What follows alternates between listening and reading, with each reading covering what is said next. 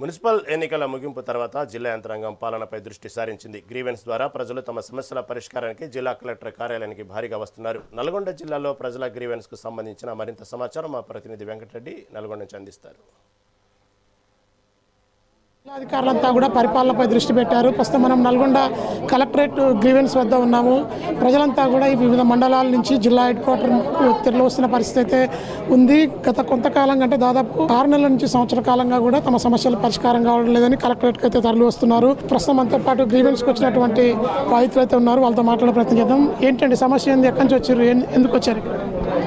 Sir మాది నల్గొండ మండలం వెలుగుపల్లి గ్రామం. మాకు సంబంధించి ఇప్పటికీ మా దగ్గర అనేక మందికి కూడా ఇందిరమ్మ ఇండ్లు శాంక్షన్ చేశారు, ఆఫర్ లెటర్ కూడా ఇచ్చారు.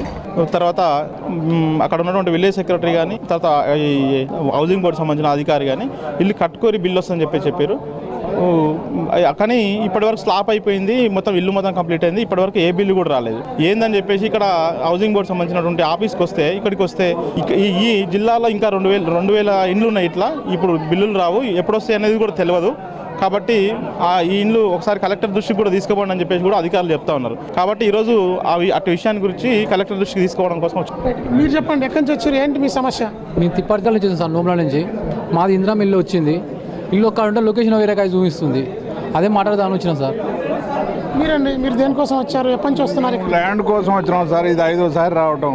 అదే మా పేరు మీద ఉన్నది వేరే వాళ్ళ పేరు మీదకి ఎక్కించారు పాస్బుక్లో. మాకు కావాలని మా ఫైట్ చేస్తున్నాం. మీరు దేనికోసం? సార్ నేను రెసిడెన్స్ కొరకు అప్లై చేసిన. జీపీఓ ఫస్ట్ ధృవీకరించిండు నాయి. హైదరాబాద్ నుంచి ఇక్కడ దండపల్లికి చేంజ్ కావాలి నాయి. ధృవీకరించి ఆర్ఐతో మాట్లాడుకో, డీటీతో మాట్లాడుకో, నాకు 20,000 లంచం కావాలని ఆయన ఒరిజినల్ సైన్ చేసిన ఫోటోతో సహా ఉన్నాయి, డేట్తో సహా. జీపీఓ డీటీతో ఆర్ఐతో మాట్లాడుకో, ఇది సైన్ చేసినాక కలిసి సైన్ పెట్టి స్టాంప్ వేయాలి. ధృవీకరించిండు. ఇక్కడ నా దగ్గర ఉన్న ఫైల్స్, మా ఫాదర్ ఆధార్ కార్డు, మా మదర్ ఆధార్ కార్డు. ఇక్కడ నేను ఒక 15 ఏళ్ళ నుంచి హైదరాబాద్లో ఉంటున్నా. ఆధార్ అప్పుడు ఇక్కడ లేదు, అక్కడనే తీసుకున్నాం పిల్లలకందరికీ. పిల్లల చదువుల కొరకు మా భార్య పిల్లలు అక్కడ ఉర్రు. నేను ఇక్కడికి వచ్చి 2 years అవుతుంది. నేను ఇక్కడ అడ్రస్ చేంజ్ చేసుకోవాలంటే ఆధార్ కార్డుకి పోతే రెసిడెన్సీ తీసుకురమ్మంటారు. ఈయన కాడికి పోతే ఇక్కడ ఆధార్ కార్డు అడ్రస్ ఇక్కడ ఉంటేనే నేను రెసిడెన్సీ ఇస్తా అని జీపీఓ అన్నాడు. సార్ నేను ఇక్కడ ఉంటుంటే కావాలంటే ఎంక్వైరీ చేసుకోరంటే ఈయన మా ఊరు అతనే.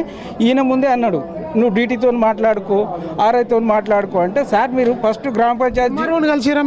ఎంఆర్ఓని కలవలేదు. నేను డైరెక్ట్ డీటీని కలిసినాం. డీటీని కలిస్తే కూడా చెప్పిన, సార్ నా పరిస్థితి ఇది, ఆరోగ్యం బాగాలేక మా అమ్మాయి పెళ్ళి అయిన తర్వాత కొన్ని పరిస్థితుల వల్ల నేను కరోనా తర్వాత హైదరాబాద్ నుంచి ఇక్కడ ఉంటున్నా. 2 years అవుతుంది అని చెప్పి గ్రామస్తుడు సాక్ష్యం కింద ఇక్కడ తెలగమల్ల రవీందర్ని పెట్టినాం. ఏంటంటే మీ సమస్య? నమస్కారం అండి, నా Fatima environmental development society. Plastic వాడకం విపరీతంగా పెరిగిపోయింది అని చెప్పి కలెక్టర్ గారిని కలవడానికి వచ్చినాం. మీరు దేనికోసం వచ్చారు? ఏంటి మీ సమస్య? రోడ్డు ఇంతవరకు పూర్తి కాలే. దాదాపు 2 సంవత్సరాలు వెళ్ళింది. ఇంతవరకు రోడ్డు పూర్తి కాలే. కంకర వేసారు, ఉంచారు. పేదలకు ఇబ్బంది అవుతుంది. రానుబోను చాలా ఆకతోకలు జరుగుతున్నాయి. డబల్ రోడ్ అని పెట్టి ఉన్న డాంబర్ రోడ్ తీసేసి అది పక్కకేసి మట్టి రోడ్ చేసి గుంటలు అయ్యి ఇబ్బంది అయ్యి చాలా రైతులు దోమలపల్లి మీదంగా ప్లస్ ఇటుబాడి దొనకాల మీద వెళ్ళి కొండారం మీద వెళ్ళి రావులమండ తీరుతారు తప్ప ప్రజలకు ఇంతవరకు సమస్య పట్టించుకునే నాదులు లేడు. తక్షణమే డాంబర్ రోడ్ పూర్తి చేయాలని కోరుచున్నాం. మహిళలు కూడా ఉన్నారు కొంతమంది.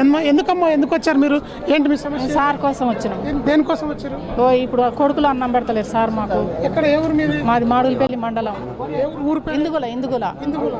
మీ కొడుకులు ఏమంటున్నారు? పెట్టమంటారు సార్. మాయవారిస్తలేరు, రాణిస్తలేరు, భూమి మీదకి రాణిస్తలేరు.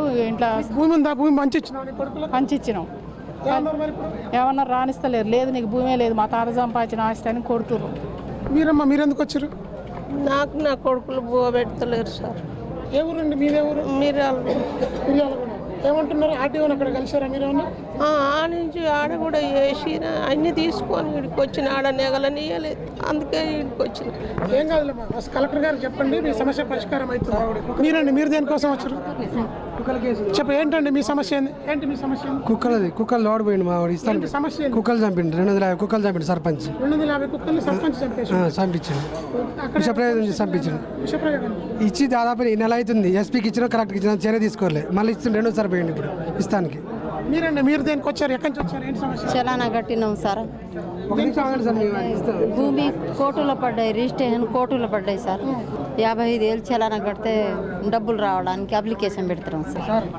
నల్గొండ కలెక్టరేట్కి వచ్చేటువంటి గ్రీవెన్స్కి వచ్చినటువంటి ప్రతి ఒక్కరిది కూడా కన్నీటి పర్యంతమయ్యే కథలే ఉన్నాయని చెప్పొచ్చు. ప్రస్తుతం ఇక్కడ మహిళలంతా కూడా తమ కొడుకులు, కడుపున పుట్టిన కొడుకులు ఎవరు కూడా భోజనం పెట్టకుండా తమను భూమి మీదకి రానియకుండా వేధిస్తున్నారని, అదేవిధంగా ఇందిరమ్మ ఇండ్ల బాధితులతో పాటు ఇక ఒక గ్రామంలో అనధికారికంగా 250 కుక్కలను కూడా సర్పంచ్ చంపేశాడని చెప్పి కూడా కలెక్టర్ ఫిర్యాదు చేయడానికి వచ్చారు. మరొక వైపు ఇక ఇసుక బాధితులు కొంతమంది ఉన్నారు. అదేవిధంగా ఇంకొంతమంది వృద్ధులు కూడా తమ కడుపున పుట్టిన పిల్లలే సాధట్లేదని చెప్పి వాళ్ళ ఆవేదన వ్యక్తం అయితే చేస్తున్నారు.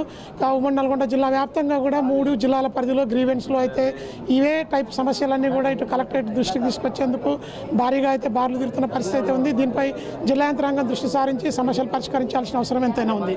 విజువల్ మధుతో వెంకటరెడ్డి, మెగా 9 టీవీ, నల్గొండ జిల్లా కలెక్టరేట్.